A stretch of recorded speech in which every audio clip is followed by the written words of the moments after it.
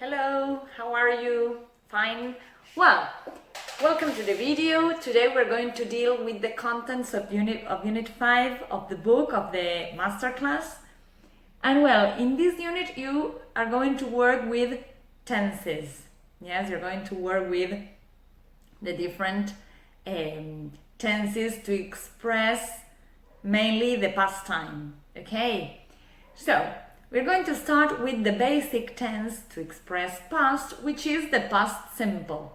Okay, you know, I know that at this point you are experts in the past simple, but anyway, let's remember that we use the past simple for finished actions in the past with no connection to the present. Yes, we use it for actions that happened at a specific time in the past and well, they have no connection with this the nowadays.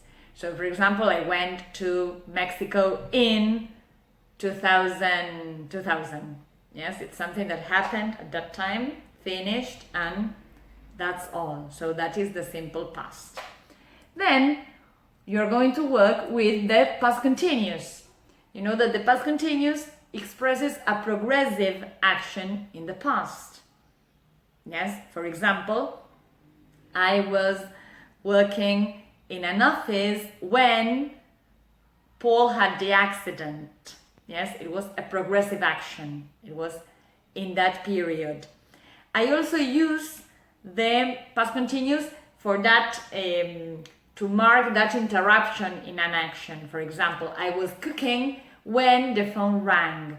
So it's an action in progress. I was cooking, I was doing it, and another action, another event took place. The phone rang.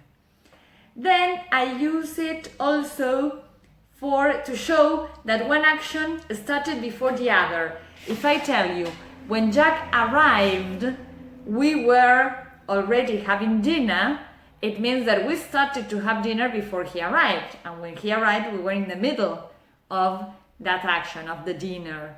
Yes? So it is implied that having dinner started before he arrived. And we also use it when two actions happen at the same time. For example, while I was correcting the homework, my son was playing video games. So the two actions happened together at the same time. In that case, there is no interruption, as there was in the previous example. Okay, so the past continuous, it depends if we use it with another past continuous action and both happen together at the same time, or if I use it with the past simple, it means that one action interrupted the other one. Yes? Then we have the present perfect. The present perfect is a tense that we use to connect the past with the present. So it's not past and it's not present. It's a connection in between. So we use it for actions that start in the past but continue in the present and may continue in the future. For example, I have lived in Berazategui for 20 years. I started living here in the past, but I continue in the present and I may continue in the future. Okay, I have been her friend for a long time. We are friends and will be friends in the future. Okay, I also use the present perfect for actions that happened in the past but I don't mention when they happened. So if I tell you I've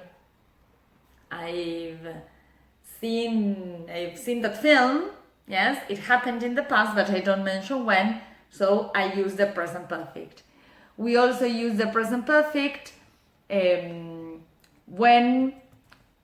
because this is confusing. Sometimes if I tell you this sentence, I've written 2 letters this morning. Yes, I use this morning. It seems to be in the past, but if it's still the morning, it's an unfinished time, I use the present perfect because the morning hasn't finished. Yes, so in that case, we use the present perfect as well. So in all the cases, there is a connection it's an action in the past with some connection with the present. Then you are also going to see in this unit the present perfect continuous, because I talked about the present perfect simple, so now the present perfect continuous. The present perfect continuous emphasizes the duration of the activity till it's a more recent activity, yes? It emphasizes the duration and the continuity of the activity, yes? So if I tell you, I have been working in this company for a long time, I emphasize that I continue doing it, yes? And I also use the present perfect continuous to show that there is an activity, yes, which is responsible for a situation in the present. So if I tell you, I'm exhausted, I've been working out, it means that this activity is responsible for my present situation, which is I'm exhausted. Okay, good. Well, then you are also going to see in this unit the past perfect. You know that the past perfect is generally called, or we refer to the past perfect as the past in the past. So it's an action, we refer to an action that happened before another action in the past.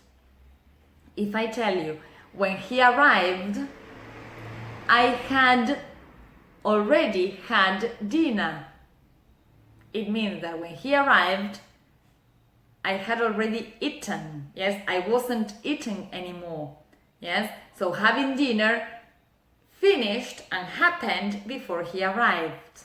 Yes, so one action happened before another, but both actions happened in the past. Okay, and this is the past perfect simple. We can also have the past perfect continuous, and as the present perfect continuous, it emphasizes the continuity and duration of the activity. So if I tell you, I had been looking for the passport for a long time when I finally found it. So I emphasize that I had been doing that action for a long period, yes, for a continuous period of time.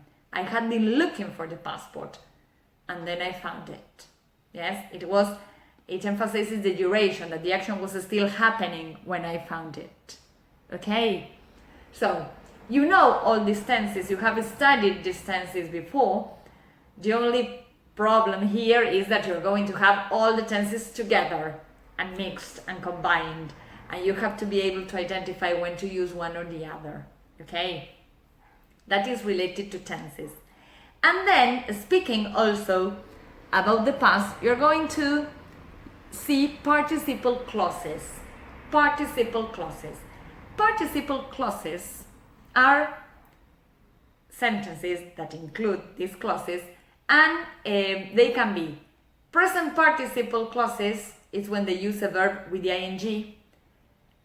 Past participle clauses, when they use a verb in the past participle, or perfect participle clauses, when they use having plus a past participle verb. For example, it's simpler with the examples because the names are a bit confusing, I know. If I tell you, running in the park, I saw Jack. Running in the park, I saw Jack. So what happened there? Instead of saying, when I was running in the park, or while I was running in the park, I saw Jack, I tell you, running in the park. I omit some part of the sentence because information is clear. To do this, the subject of the first part has to be the same subject of the second part. Running in the park, I was running in the park, I saw Jack. The person is the same. If not, I can't do it. Yes? So I omit some part of the information and I use a verb with ing, running in the park. Now, if I tell you, for example,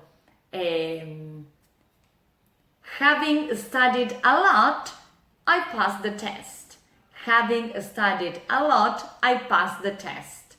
I had studied a lot, I passed the test. It's the same person. And the long version would be, because I had studied a lot, I passed the test. I simplify the sentence with having studied a lot, I passed the test. I omit information. Yes? So from a long version, I reduce it to a shorter version because it's redundant. Yes? But at the beginning, we don't tell this to the students because it's complicated. At the beginning, you need to include everything. But now, at this point that you are, well, more experts in grammar, you can reduce parts of the sentence and have a reduced version. Yes? Is this clear? Yes? Well, so now after watching the video, you're ready to put this into practice. Okay? Any questions, of course, you can ask